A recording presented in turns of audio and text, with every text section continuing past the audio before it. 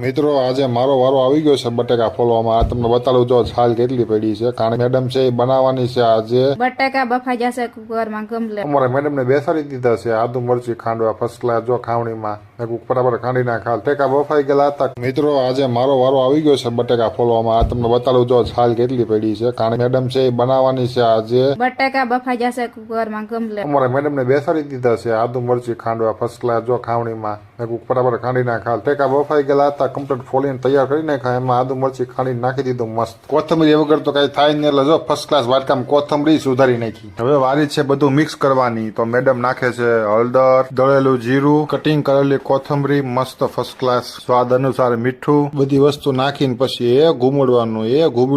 ઘૂમડ્યું પછી એક નંબર માવો કમ્પ્લીટ તૈયાર થઈ જાય છે. માવો ખાટો મીઠો કરવા આપણે ઉમેરશું અંદર લીંબુ. એક નંબર માવો તૈયાર થઈ ગયો કમ્પ્લીટ. જોવો રોટલી વણીને માથે જો માવો લપેટવા મળી. લોઢીમાં નાખ્યું, કાચું પરોઠું કર્યું તૈયાર. લોઢી ઉપર નાખીને માથે નાખ્યું તેલ અને હવે ચેડવે છે પરોઠું. કાચા પરોઠાને મેડમે ચેડવીને કર્યું પાકું. તો આપણા ગરમા ગરમ તૈયાર છે આલુ પરોઠા. આ મિની વ્લોગ તમને સારો લાગ્યો હોય તો લાઈક, શેર અને સબસ્ક્રાઇબ કરવાનું ભૂલતા નહીં અમારી ચેનલને.